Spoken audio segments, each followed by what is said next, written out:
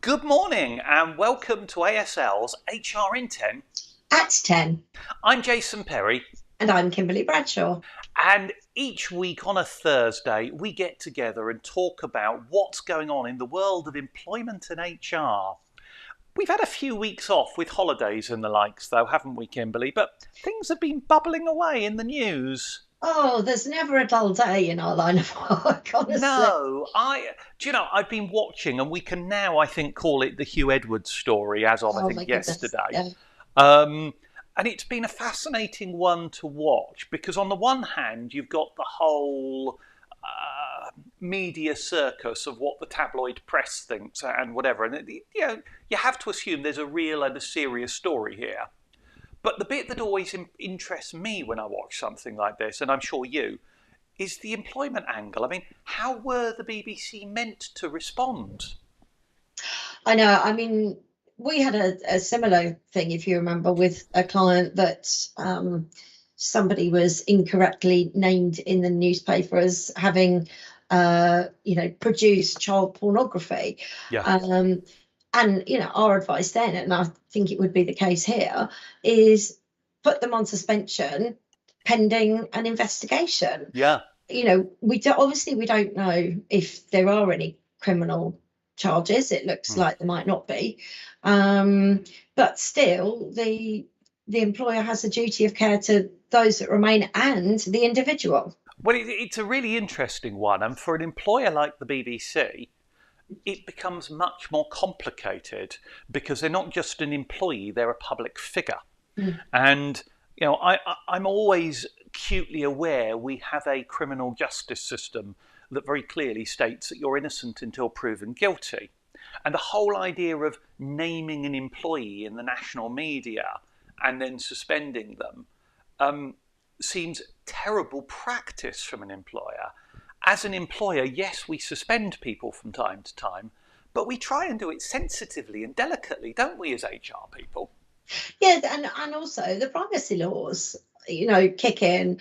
However, I can whilst from an HR perspective, you would need to protect the individual as far as possible and not name names in case gossip got around and what have you. When it is the BBC, as you say, we've got a dichotomy, and Mm, all the other BBC people who were having to say, "Well, it wasn't me," and it put a lot of stress on yes, people by not yes. having the individual names. Yeah.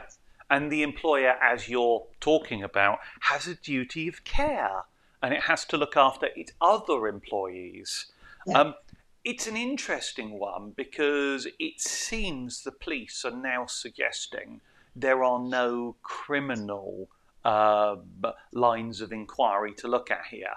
So, whilst many of us may look and say that was inappropriate or there's some angle there, it sounds like a law wasn't broken.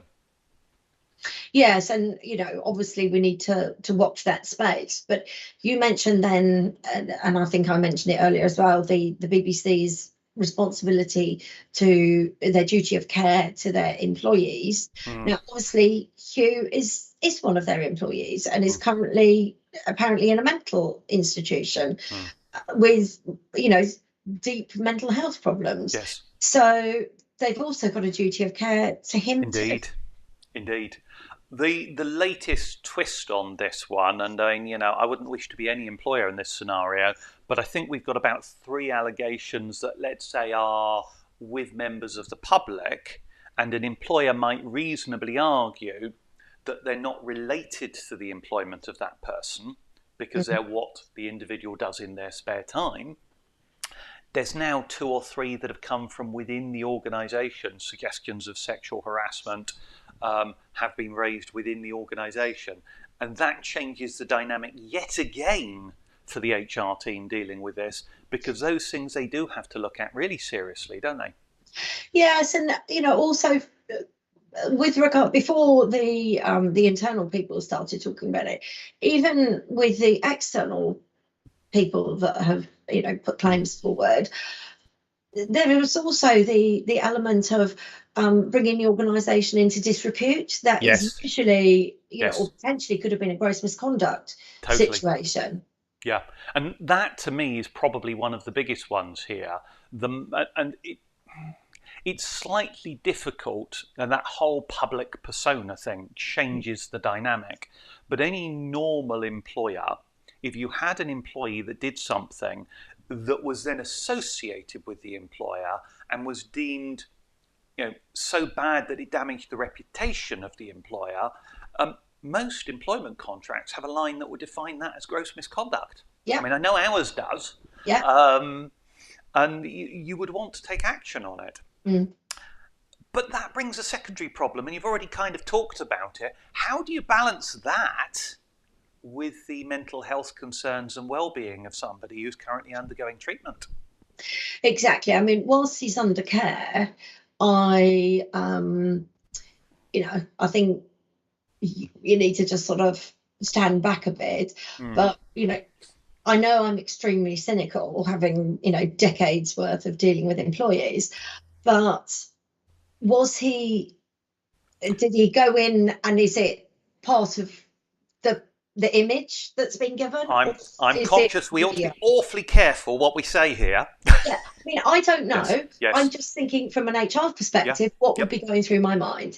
And that's what they would want to investigate and understand, the timings, the links, the course of events. Yeah. But it needs to be a really thorough inquiry by the employer to understand each of the allegations, to understand whether or not and I'm going to say mental health implications, and I'm thinking, as you know I am, disability discrimination here as I talk about it, whether those actually alter the dynamic of the allegations in any way, but also not just the internal staff, but looking at the external and whether or not it's bringing the organisation into disrepute and whether there's a gross misconduct angle there. Exactly. There definitely is a mental health issue. So once he's well enough, what reasonable adjustments need to be put into place? Yes. If he's going back to that role. Yes. I feel cautiously, without wishing to prejudge anything, I feel that this is the type of scenario that many employers ought to be aware of and know when to get external HR expertise in when they're facing it. But because this one rolls out in the public eye, it's kind of a bit like when an MP is alleged of doing something wrong. It almost doesn't matter whether they did. They have to go just because they've become the story. And it's a little bit like the recent one on the ITV Good Morning, isn't it? I mean, oh yes. Oh my goodness. Yes. Yeah, I know. And it's I had a thought that was going through my head then, but I'll have to come back to it. Oh, I know what it was. It was for an employer, you can never tell exactly who it is. I remember listening to the news last night, and I hadn't seen the news as to who it had been reported, but they were saying, the person has now been named, and this person goes, has such a high profile, and was reeling off all the amazing, shows that they've hosted. And my immediate thought was, well, it can't be Hugh, so who else is it? And of course it was. Yeah. No, it was a surprising one that many of us wouldn't have seen. No. But it's a fascinating one to watch from an employment perspective. But I think it's just one of those warnings to other employers to make sure you get your processes and your inquiries right when facing this, and know when to call an expert in. And this one is so complicated, I think whoever's handling it needs external support just because of the nature of it. Yeah. And sometimes that happens. Look, I know we try and do this HR in 10 and squeeze lots into a 10-minute window, but I'm conscious we've talked about that for a little while. It's one I'd really like to squeeze in that caught my attention. And I don't know if you saw it last week, but we've talked quite a bit about the 4-day week trials over the past year or so. And it was Atom Bank in the northeast that really caught my attention. They had such immense success in changing their recruitment and retention figures by doing it. And there's been a lot of pilots. Apparently, Cambridgeshire Council have been running a trial. Have you heard about it? Yes, and the outcome is really quite shocking, is it not? It is indeed. It was very successful, apparently. and apparently it improved all sorts of aspects of recruitment, retention, engagement. Productivity. And so they've done the obvious thing and they've stopped it and returned to a 5-day week. Yes, but why did they stop it? Well, yes. This really did surprise me. Apparently, central government decided to become involved and have instructed them to reverse it and said that taxpayers' money shouldn't be used for experiments, I think is roughly the phrase that went. And it wasn't appropriate for local government to be running this kind of experiment.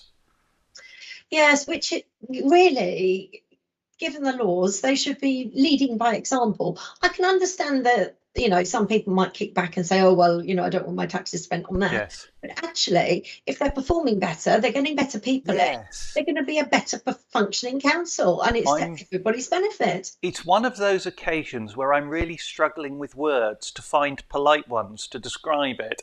I'm really shocked, I think, is where I want to come to, because this, to me, is precisely the sort of innovation we're seeing throughout the HR world. There are employers doing it incredibly successfully, and it almost reeks, dare I say, of a Jacob Rees-Mogg style note left on your desk. I see you're on a 4-day week. You must come back tomorrow or something. There's no employee engagement. It would be completely demotivating to have people really working well to then have it taken away from them. Yes. And for a reason that's utterly beyond, in this case, Cambridgeshire County Council's control. No, really, really shocked by this one. And I just didn't think it's the sort of thing that central government should be getting involved in, was my feeling. Yes, it really is quite flabbergasting. It really is. And on that bombshell, as Jeremy Clarkson would say, we're out of time. So HR in 10. We've been talking for more than 10, so we shall wrap up for now. But thanks for watching, and we will be back same time next week, I hope. See you next week. Bye-bye. Take care. Bye-bye.